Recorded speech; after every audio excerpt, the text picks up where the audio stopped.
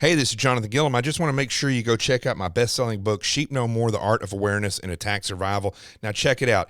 It's not just a book of stories. It's not just a book of instructions. What it is a combination of those things that helps you understand how attackers see you, what vulnerabilities they will exploit, the avenues of approach that they will take, and the whole technique of learning how an attacker thinks, and then using that to set up better defenses and overall awareness. That's the most important thing, but also plans of action where you can't change anything. Sheep No More, The Art of Awareness and Attack Survival. Go check it out wherever books are sold, and let's start the show. The truth has arrived.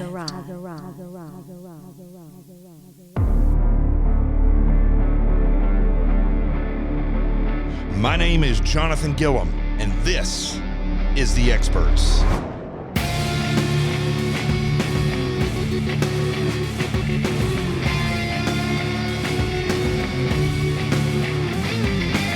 And welcome back to the show. It's been December and January were interesting months for this podcast because a lot was going on. I've explained this several times. Of course, in December, there's just a lot going on in December, but the rhetoric and the things that were going on after the election in November, and then, we get to January, and January 6th occurred, and I don't want to keep rehashing that, but it's interesting because of what's happened since then, which in episode 145 and 146, I discussed all that stuff, and well, we have more to talk about as far as that goes. Really, to be honest with you, it's been touch and go. I've been on Newsmax a lot, and the book sales are doing quite well. I think people are starting to realize that they need to understand exactly what's happening. The best way to do that is to increase your awareness. Once here's the thing about, I know I talk a lot about Sheep No More, but this is the reason why I wrote this book, right? It's not just about a physical attack, which, make no mistake about it. What government does to you is a physical attack. But you have to understand that there are characteristics for any attacker that they get better as they get better at what they do. They're gonna carry out the same type of attacks over and over again, and that's why subversion. When you look at the historical way that subversion plays out, and I'll talk about that a little bit in a minute, but it follows a pattern, right? Because bad people aren't going to make it up every time. Just like successful businesses don't make it up every day. They don't show up to work and make it up again, right? They figure out what works, and then that's what they do. So when we look at the way things have unfolded in this nation, it's actually quite predictable if you have the right awareness and you understand how, regardless of whether it's political or a rapist or a serial killer or a direct action special forces group, any attacker is going to use a certain type of planning in order to understand the target, to understand the vulnerabilities they can exploit, to determine the avenues of approach that you can take, and the best place and time to carry those attacks out, and then what critical assets they need to get. This is one of the most important things in politics right now is what are they trying to influence, or what are they trying to injure so that they can get what they want? If it was a big facility, for instance, where, competing businesses were going against each other, and one of the owners is a bad guy, and he knows to shut down that facility, they either have to outperform them, which an honest business person would do, or they do something like destroy the wiring in their air conditioning unit so that the company cannot, like if they know their financials or something, they do some espionage and they find out that they're on the brink, even though they're outperforming their company. This other company is on the brink of, if they have a bad week or a bad month, then they're not going to be able to sustain business. So they go and they sabotage the air conditioning unit, right? And it doesn't mean they have to burn it, blow it up, whatever. They just make sure it doesn't work. And in doing that, they may put this other business behind several days or weeks because they can't have business. It's just a make-believe business without the air conditioning. Let's say air conditioning is vital for the business. And if that's the case, then the corrupt guy wins. And you see, it wasn't a matter of coming in and destroying the whole business. It's not a matter of taking anybody out at the top or doing anything like that. It's just a matter of figuring, and this is the way attackers think, is figuring out what they need to injure or what they need to manipulate in order to get control and overall what they want. And that's the way attackers are. That's what they do. You know, some attacks are, and I do believe January 6th is like this for the Democrats. It was a target of opportunity. You know, these things occurred and they pounced. January 6th, I got to tell you, in retrospect now, going back and looking at all of this, how I just explained about the air conditioner, right, for a business, a competing business. When you look at January 6th, right, and I have analyzed this frontwards, forwards, and backwards, and I think I'm positive, we know that there were some leftists that were involved in that. There's no doubt about that. There were some leftists that were there. I find the way the girl who supposedly or allegedly stole Nancy Pelosi's laptop and was wanting to sell it to the Russians, whether or not that's true, that information is coming from an ex-boyfriend, so it may or may not be true. But let's say it is true. It's an odd thing. I don't see patriots taking Nancy Pelosi's computer and giving it to the patriots, giving it to the Russians. That goes against everything that patriots, real patriots, were thinking on that day, right? And I don't even want to use the word patriots because people have been vilified that showed up. I'm not talking about the people who were beating up cops or people who were breaking things or just getting into the Capitol building to say that they were there. Those people are not patriots. They did not have the proper agenda. I'm talking about the people that showed up and flexed their muscle around the Capitol, right? The people who really didn't go in there to destroy anything, the people who didn't go in there to do anything but show up at the Capitol and flex their muscle. Well, it wasn't going to work, and I warned against it, okay? So let's not go down the road of blaming me for that because I warned against it. However, the story that I just told you a minute ago about this fake business and the air conditioner, I want you to think about that because when we look at how that occurred and we look at the fact that of what led so many people there, yes, it was the influence of President Trump in requesting people to be there.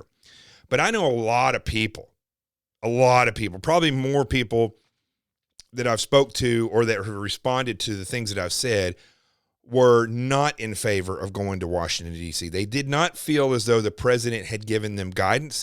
They did not feel as though going to Washington, D.C. was going to warrant any type of response from Congress. And they were right. It wasn't.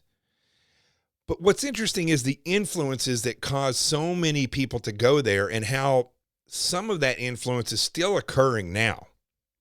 There's a lot of great people that I know that are so snowed by, and again, I was a President Trump supporter, okay? I think he was treated completely unfairly. I think he did a lot of great things. And if he was just left to be the president, everything would have been spectacular. It would have just been spectacular. But instead, it was an organized attack on a second-by-second basis throughout every day of the entire 4 years, even before the 4 years started. And, I mean, they were talking about impeaching him before he was even president, which is weird because now they're talking about impeaching him, and he's not even president anymore. So, again, when we're looking at what caused so many people to show up that day, I have to look after January 6th and look at what's influencing many of these people today. They're wanting to start the Patriot Party, which I got to be honest with you, the word patriot is now overused about as much as the word hero, right? I know real heroes. Many of them gave their lives.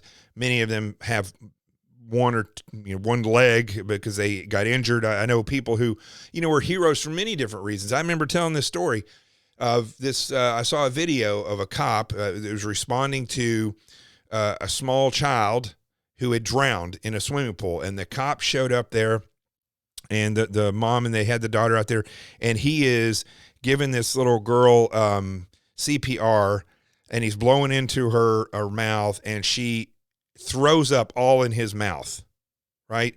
That cop didn't miss a beat.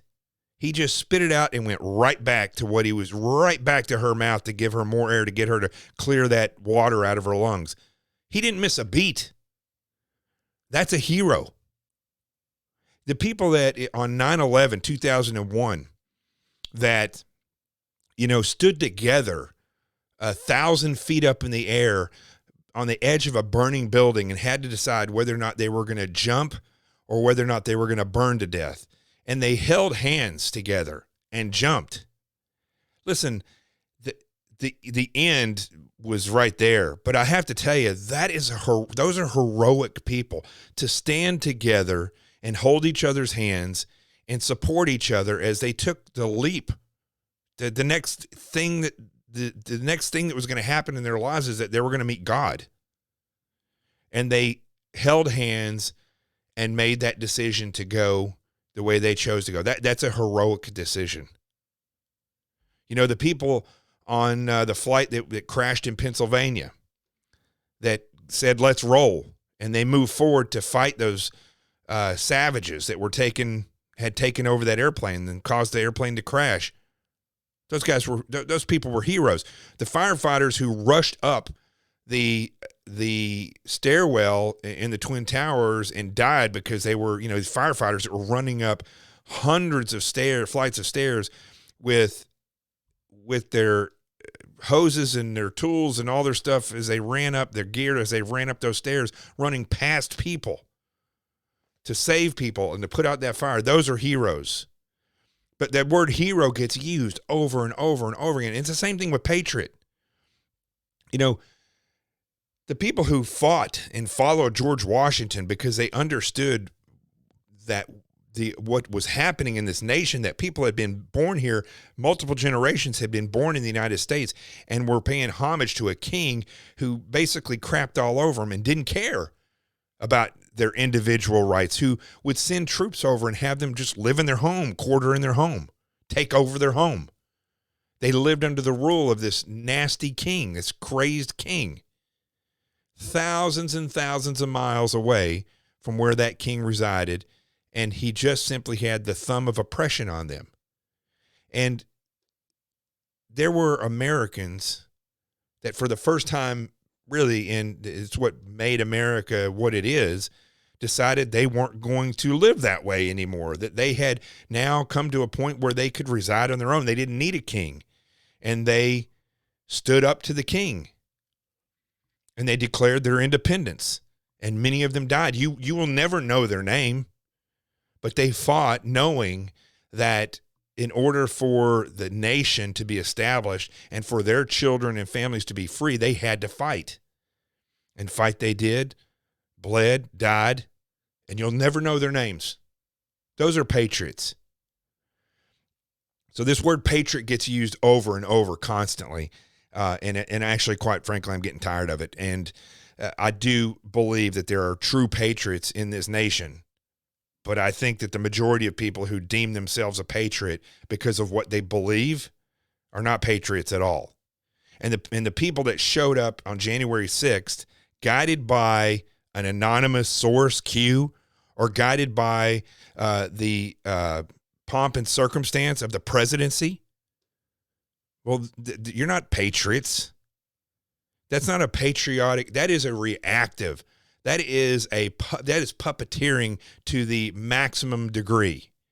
You showed up and you did these things based on what other people motivated you to do, telling you that this was patriotism, when in fact it did nothing. It did nothing. It supported nothing. It didn't do anything. There's nothing that got better because of January 6th. One thing it did do is it sped up and let people see the reality of what happens when the government wants to stamp you out, because that's what's happening. It also showed what happens when you plan to do something and you half-ass it, because that's what happened. You're not going to show up and flex against the government and walk around and take pictures and selfies and scream about how badass you are on Instagram, many of the Oath Keeper top echelon, and make a difference in anything. That's not the way any of this stuff works. The Patriots, even if they would have had Instagram and Facebook back, 240 something years ago, they would not have been doing that. It was serious business. They were out to gain freedom, fight against tyranny, declare their independence, and start a nation and a foundation for their loved ones to live free. There's nothing like super in your face heroic about that at the time. It sucked. It was hard. People were dying and they gave their lives. They didn't go in somewhere, into Philadelphia and take a bunch of pictures of themselves and pat themselves on the back, knock a couple things down and then leave. And one or two of them got killed or died of a heart attack. No, this was thousands of people giving their lives. And the reason why so many people showed up in Washington, D.C. is because they are guided still to this day by just sheer nonsense. People believing that there's some kind of a plan, that still believe that President Trump is going to come back March 4th or some nonsense like that. I know they say, well, obviously you don't read the Q drops. Listen, I don't need to read anything. I'm not a puppet. I know the reality of what's happening. I know what it's going to take to set things straight in this nation. And it's not Donald Trump. It's not an anonymous source. It's not a patriot party. You don't need a political party to reset things. You need enough of the American citizenry to say no more and to do what it takes to reset this government back to what it was supposed to be. If that doesn't occur, then the government is going to do whatever they want. And the people that half-ass things are going to continue to go to jail and get arrested and be charged with things like sedition because they can be, because the government can do that. I looked up and I did a whole show on this before about sedition and treason and all these things and about how the left is really guilty of this, right? What I skipped over in that show was that in 1956, July 24th, 1956, that's when the law, 18 U.S. Code 2384, seditious conspiracy, that's when that law was enacted. That's when that started. 1956. Now, you go back to the Declaration of Independence, right? Declaration of Independence says something completely different. It says that to secure these rights, and it's talking about life, liberty, and the pursuit of happiness, that to secure these rights, governments are instituted among men, deriving their just powers from the consent of the governed, that whenever any form of government becomes destructive of these ends, it is the right of the people to alter or to abolish it, and to institute new government, laying its foundation on such principles and organizing its power in such form as to them shall seem most likely to affect their safety and happiness. In other words, if the government gets to a point, which it goes on later to talk about despotism, where that's where a government has absolute power. Many times they say despotism is equated to a king or one ruler, a dictator. But the truth is, in many cases, when the government gets too big and too powerful or all powerful and the people are oppressed, that's also despotism. So in our own Declaration of Independence, the founding fathers themselves say that whenever any form of government becomes destructive of these ends, and that those ends are life, liberty, and the pursuit of happiness, when the government becomes destructive to those, then it is the right of the people to alter or to abolish it. And there's nothing in that statement that talks about how the government is a representative government and that the people must abide by what the government says wholly, and that they can only change the form of government, or they can not change the form of government, but alter or abolish the government if the government itself, those individuals who have been elected to represent us, say so. Right? There's nothing in the Declaration of Independence that says that. Now, the Declaration of Independence was a declaration of independence against the king, right? But it is a founding document of which we established as a nation our independence. The Constitution is the form of government. It sets how laws are made and how the whole form of government, right? Which our form of government now, as you can see, in 1956, for instance, when they made the law of sedition, they completely went against what I just read to you. Now, let me read that one more time in the Declaration of Independence, okay? It says that when any form of government becomes destructive of these ends, it is the right of the people to alter or to abolish it and to institute new government, laying its foundation on such principles and organizing its power in such form as to them shall seem most likely to affect their safety and happiness. In other words, it's going to make us the safest and the happiest. We can alter or abolish the government, right? Now, in 1956, the government said, not so fast, right?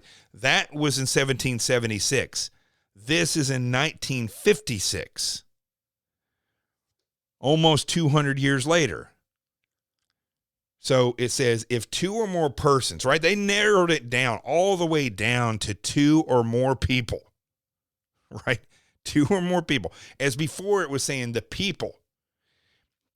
When the people feel as though that the government is going against their right to be happy and to live life independently and safely, that they can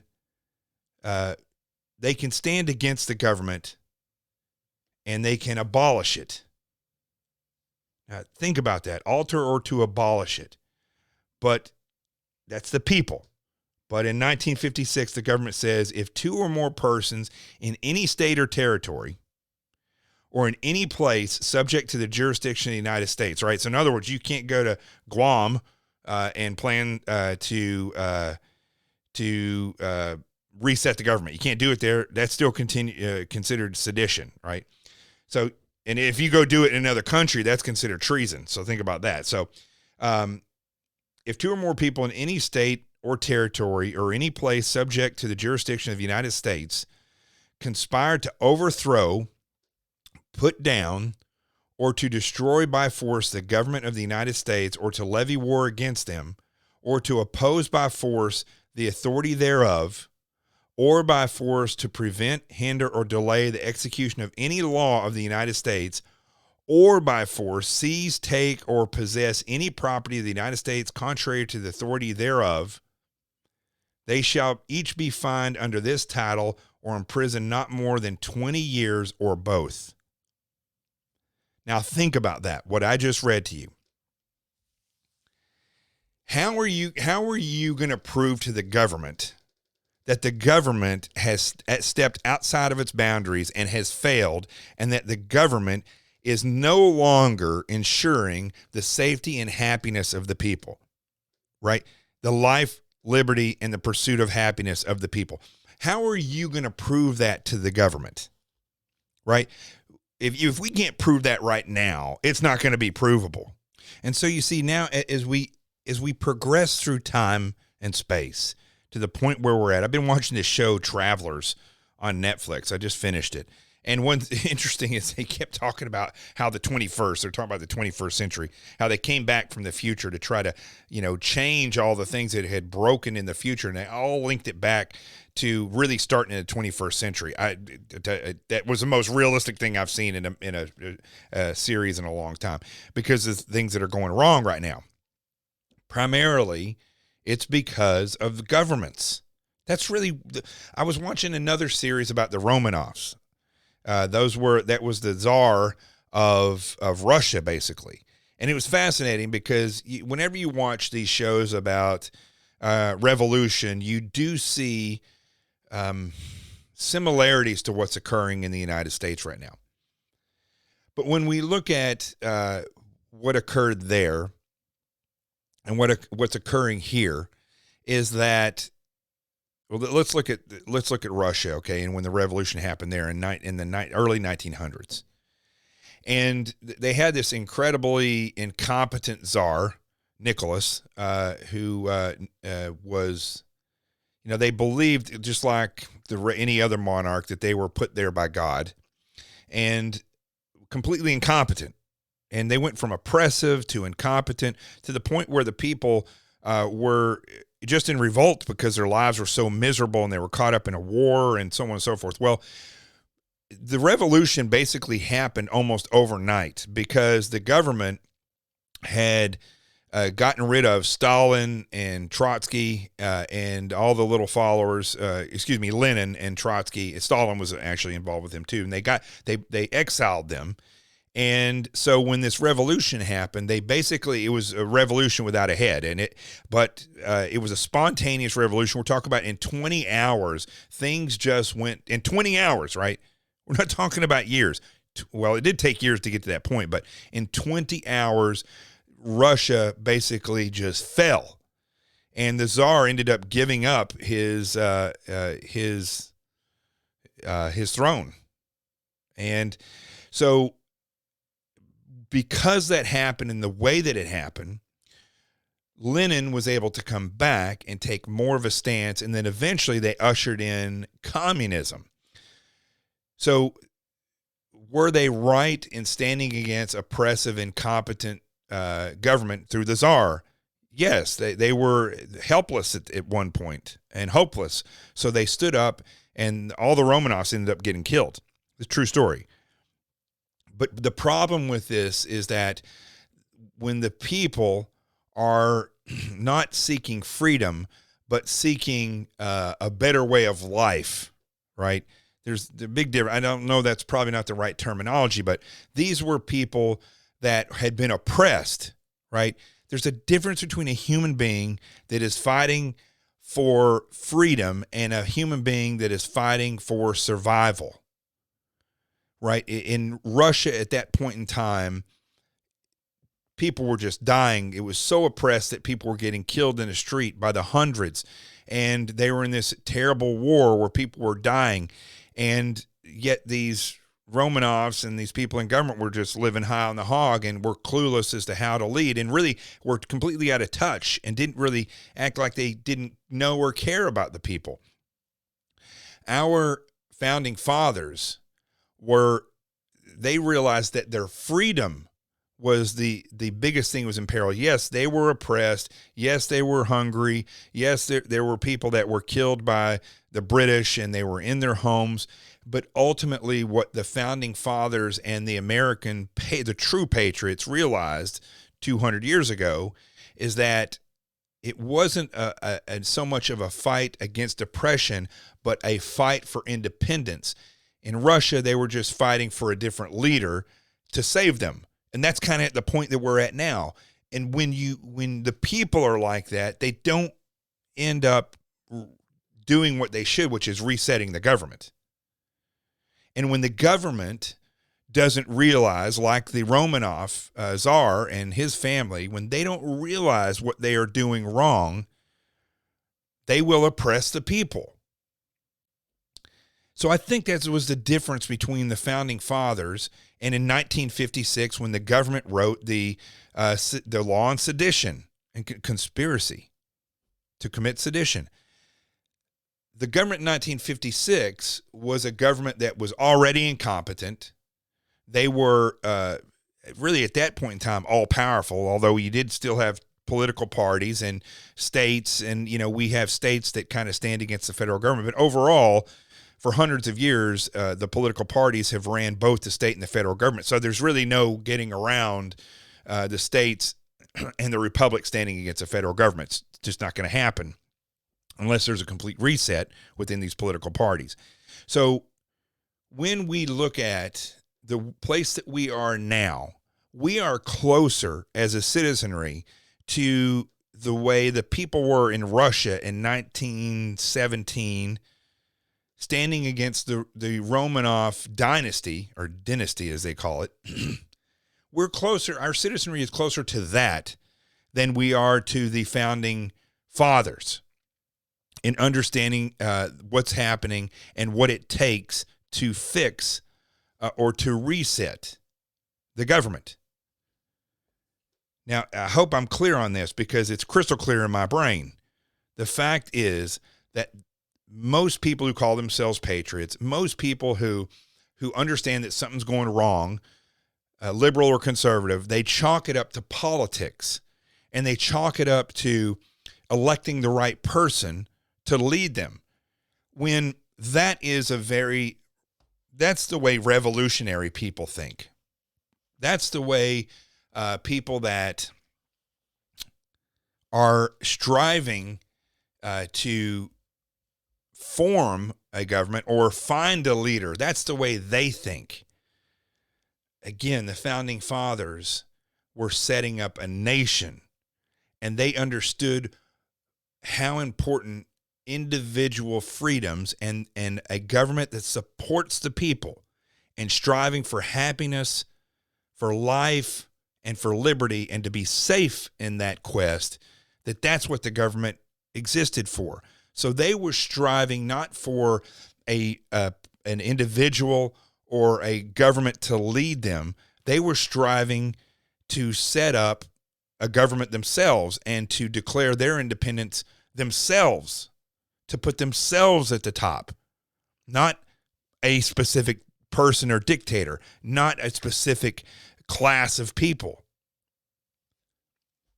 Now, in all these cases, the monarchy of the British, the czars in Russia, after them Lenin and the Communist Party, all in our government right now, in all of those cases, the government entity became so big that regardless of 1 or 1,000 people in rule, the government itself ends up standing against the people and leading them down the road of despotism, where it is an absolute power, and then you have the people. And the people are not we the people, it's basically the masses. So you have the government and you have the masses. It's the government, one king and his government and the masses, a dictator and his government and the masses. Or in our case, Washington, D.C. and the political parties and the masses. And that's where we're at. Now, what is, again, where I started this at the very beginning, the problem that really bothers me now, after January 6th, I knew this going into January 6th, but definitely was proven after January 6th, is that you still have a government that learned nothing from January 6th. They learned nothing from it. They did not realize at all in a second that if enough people had shown up to Washington, D.C., it would have been just like the Romanov dynasty. Things would have drastically fallen completely apart in this country. And then had they called in the military and they shot people, it would have caused a catastrophic series of events that I can guarantee you would have led to the fall of the nation. And there's no telling what would have happened at that point. There's no telling. Could have been invasion by China. Could have been a rising of some dictatorial leader who lies and people buy it, just like this QAnon crap. Who knows? The government didn't learn from that. And also the people who showed up to raise a ruckus so that they could ensure that the President Trump, could still be in power, was also wrong. It was also wrong because it fit right in that same category of mindset and ideological belief of pushing forward and overthrowing the government or resetting the government so that we can put this person in power. The founding fathers were not about that. It was about the freedom of the people. It was about the governance by the people. And until now, in this nation, until the people realize that, nothing will be organized. It'll just be rallies. It'll just be protests. There'll be little skirmishes here and there and destruction of private property here or public property here or there. But that's it. And these idiots that from Antifa or BLM, these people who jump on these ideological bandwagons because they've been basically puppeteered their entire life and indoctrinated by the Department of Education and by leftists in government and in media. These people that are doing these things are the same. I hate to tell you, people who call yourself patriots, you're the same as the Antifa people, and the Antifa people are the same as you. Oh, man, am I going to get blowback for saying that? But it's true. It's true, because you're not looking at the people as the answer. You're looking at, oh, yeah, we the people. People get tattoos of that. They say this stuff. But the reality is you flexed on Washington, D.C. so that you could put a guy back into power. The government is broken.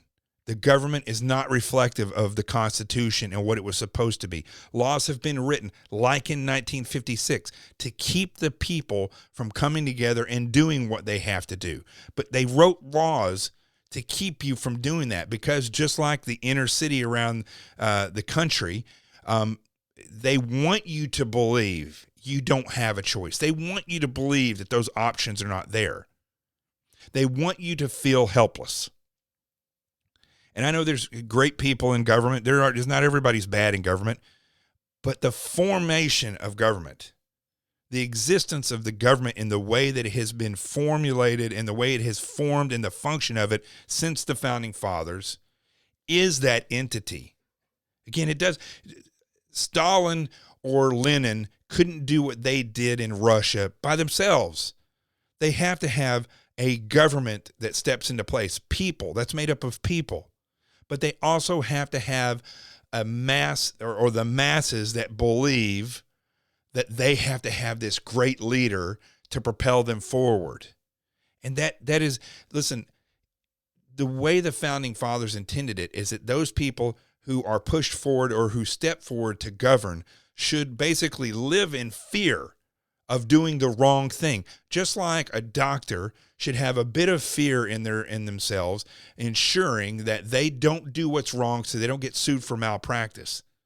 It's not just about honor being a doctor. It's about being the best that you can be so that you don't lose a life, but also there's that tinge of fear that, you do what's wrong blatantly, especially, you could go to jail or you could get sued, right? The government is supposed to feel like that, but they don't, because they're all powerful. And we've allowed that because we've been convinced through education, and we've been convinced through helplessness by laws like the sedition law, to believe that we can't stand against the government. And by and large, what I started this whole thing with is what I keep going back to is all these people are doing this hero worship and looking for the answer in this individual, or we're going to come together and believe this certain thing. And I'm totally feel free completely now to say whatever I want to about the Q people. For the longest time, I'll be honest with you, I was trying to tiptoe around that issue because I knew there was going to be a day that I could say, I told you so. And by and large, a lot of people themselves are saying, yeah, I was wrong. I shouldn't have believed that. And yeah, you shouldn't have believed it. It's stupid. A lot of stuff is just ridiculously stupid. Nobody predicted anything. Listen, if I sit with you, I've never met you before, and we sit together and we hang out for a month, before long, I'm going to be finishing your sentences. You're going to be finishing mine. Maybe it's even in a conversation. If we know about the same thing, we have the same career, we'll finish each other's sentences, right? That's what this is. That's what QAnon was. You study it enough, you're going to be able to predict what's happening, because it's not rocket science.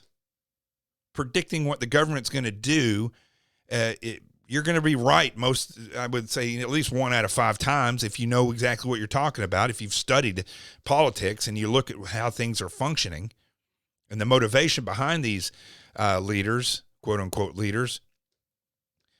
So I don't tiptoe around that anymore, because quite frankly, we're at a point now where, listen, the government is bent on destruction of people who understand and believe in the Declaration of Independence. I don't give 2 craps about QAnon people and what is with women. What's wrong? What's wrong with you? Why are there so many middle-aged women who I go on the computer and or I go on social media and I'm seeing all this nonsense about Q and about these proofs, and it's coming from men as well. But what's going on with the middle-aged women in this country? Listen, I have great respect for women. I grew up in a house full of women. I have no brothers, all sisters. My mom is my hero. My mom would never go down this road believing this crap because she has not the gift of discernment. She has built discernment in her mind through years and years and years of doing the right thing and the wrong thing and understanding and striving for knowledge to her Lord and Savior, Jesus Christ. I mean, she's an intelligent, worldly, driven woman. And I don't understand what's going on. There's so many women that sit on the computer day after day buying into these conspiracy theories and this nonsense. And I get emails from people saying, do you think this is true? And I read it and it says that the Italian government tried to overthrow our election, and then Mike Pompeo is overseas arresting somebody, and we got a picture of it. It's crap like that. Is this true? Could this be true? Is the president going to come back in March of this year? No, it's not true. How could you even believe that? A good friend sent a picture to me of all these ships off the coast of California that somebody had posted and said, I think something's up with this, yada, yada, yada. It had, again, General Flynn or Sidney Powell or Linwood, whenever those people are mentioned in there, it's freaking crap, okay? And what is this? You know what it was? I can tell you exactly what it is. Because of COVID, the ports around this nation do not move at the speed that they used to. Because, like, let's say people get sick in a port, well, that right there is going to cut down on the amount of workers. And so the backlog of ships arriving to offload their cargo or to get loaded is going to be tremendous compared to what it was before. So you're going to see ships all out there lined up. It's not a conspiracy. It's a backlog. And, I mean, the reality is the way COVID's being handled is the government's fault. So basically you can see out there, you say, yes, that's the government in action. Because they're going to overthrow the people, martial law? No, because they're idiots and they don't know how to handle this virus that's going around. It's caused the ports to be short staffed, and so all these ships are sitting out there waiting to be unloaded. That's what it is. It's not everything in this world is a conspiracy theory where there's going to be martial law or this or that. Listen, government does what they're doing right in front of you. And it happens because the people allow it to. Because we believe we have to have a hero. We got to wait. How many times have I heard people say, we got to wait 4 more years and then we're going to get Trump back in there? Why do we have to wait 4 more years? Why don't the people start doing what they need to do and standing together? I've been to meetings. I've driven across this nation. I've met with people in different states. I've sat down with people who really are concerned and are willing to do what needs to be done to stand together and flex against the government. I'm not talking about going in and destroying and don't send some FBI agent to my house, okay? And that's the other thing. I'm going to talk about that in just a second. I'm sick and tired of the FBI, which I left, and the way that they're handling this stuff, and I'll tell you about that in a second. But the people need to start realizing when they come together in mass, and I'm not talking about 1,000 people. I'm talking about 1 million people. I'm talking about millions of people. When they come together and, they, whatever, you could do whatever, turn your electricity off. That was a big thing. I don't know how that's going to work, but why that would affect things. But, whatever it would take to send a message to Washington, D.C., or to your state and local governments. If the people did that, if the people that these Antifa idiots who think they're going to solve things through anarchy, or Black Lives Matter who thinks that that their oppression comes from racism all the time, it doesn't, right? If people started realizing that whatever their cause is, to set that to the side and to stand together so that we can all be free against a government that is completely out of control as far as power goes. They could do whatever they want. if the people stood together, we would reset this government, because we are the government. But again, I go back to what I was talking about before. Everybody wants a hero. Everybody thinks that they have to. I don't really understand this thought process of let's rally, let's break stuff so that we can get this person into power. The people. Listen, what happened in Russia to the Tsar in 1917 wasn't because of Lenin. It wasn't because of a class of people. It was because the people had had enough. It's because the people took action. And that's the only thing that's going to reset this government. It's not going to be the government. It's not going to be Joe Biden and his drugged out son who's now existing in and living in and staying in the White House. I find that one of the most insulting and disgusting things I've ever seen. You know, Hunter Biden, Joe Biden's brother, are both under quote unquote investigation. Who knows if there ever really anything's going to come of that, for real stuff, real crimes that Joe Biden was probably involved in. And now they're all in the White House. That is crazy. You know what I was talking about a second ago about how sick I am of the FBI. If somebody calls the FBI and says, oh, so-and-so, I know so-and-so, and I know for a fact they were in the Capitol building on January 6th, they're going to put that in Guardian. The Guardian is the database for the FBI. And then when that lead goes into Guardian, it must be covered because now they're associating that with violence, right? And any violent act that is reported and goes into Guardian must be investigated. Well, at least that's what they say. The reality is, if somebody threatens you and says crazy, weird stuff, which I've seen firsthand, saying they're going to blow up something or going to shoot somebody, it may or may not get looked at by the FBI, as was shown in Nashville, for example, or in Florida when the Marjorie Stone Douglas school was shot up down in Parkland High School.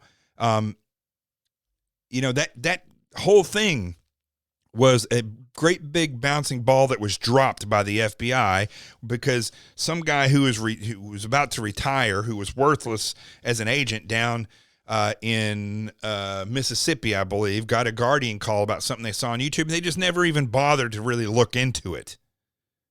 And law enforcement in general down there in Florida just completely failed on that one. But here's what's going to happen. If somebody calls and says that Joe Schmo, I know for a fact, they call the FBI and says Joe Schmo was in the Capitol, they will go into the Guardian, and then they have to go follow up on that because this nonsense has been equated to sedition and overthrowing the government and violence and terrorism now. And so they have to go cover those leads. So people are getting investigated constantly, especially out here in Long Island. I've heard about tons of people getting interviewed by the FBI. They weren't even there. Or in some cases, they were there, but they weren't inside the Capitol. They were just outside with everybody else. And it is a ridiculous, worthless way to do things. Worthless way to do things. And the FBI is interestingly as this has turned out, during the Trump administration, they couldn't get the FBI to do anything.